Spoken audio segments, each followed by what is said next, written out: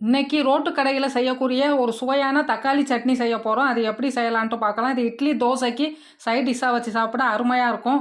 பல்லாரி வெங்காயம் ஒன்று எடுத்து கட் பண்ணி வச்சுருக்கேன். 4 பூண்டு பல், ஒரு பச்சை மிளகா, ஒரு இஞ்சி பீஸு, 3 காஷ்மீரி மிளகாய் வத்தல் எல்லாத்தையும் மிக்சி ஜாரில் போட்டுக்கிடுவோம். கொத்தமல்லி கொஞ்சம் எடுத்து வச்சுருக்கேன். கருவேப்பிலை கொஞ்சம், புளி கொஞ்சம், அதையும் போட்டுக்கிடுவோம். போட்டுவிட்டு தக்காளி ஒரு 3 நாட்டு தக்காளி எடுத்து கட் பண்ணி வச்சுருக்கேன். அதையும் போட்டுவிட்டு மஞ்சத்தூள் 1/2 ஸ்பூன், கல் உப்பு 3/4 ஸ்பூன் போட்டு மிக்சி ஜாரில் நல்லா ஃபைன் பேஸ்ட்டாக அரைச்சி எடுத்துக்கிடுவோம். இப்போ அரைச்சி எடுத்தாச்சு. இதை இருக்கட்டும். கடாயில் 2 குழிக்கரண்டி கடலை எண்ணெய் விட்டுட்டு கடுகு உளுந்து 1/2 டேபிள் ஸ்பூன் போட்டுட்டு பெருங்காயத்தூள் 1/4 ஸ்பூன் போட்டுட்டு கருவேப்பிலை கொஞ்சம் 2 மிளகாய் வத்தல் 1 கிள்ளி போட்டுட்டு மிளகாய்த்தூள் 1 ஸ்பூன் போட்டுட்டு நல்லா மிக்ஸ் பண்ணிக்கிடுவோம். இப்போ அரைச்சி வச்ச அந்த பேஸ்ட்டையும் போட்டுட்டு நல்லா தண்ணி ஊற்றி நல்லா மிக்ஸ் பண்ணிக்கிடுவோம். இப்போ இந்த மாதிரி நல்லா கொதித்து வரட்டும். ஒரு 5 நிமிஷம் மூடி எடுத்தோம்னா ஒரு சுவையான ரோட்டுக்கடை சட்னி ரெடி ஆயிடுச்சு. தேங்க்யூ.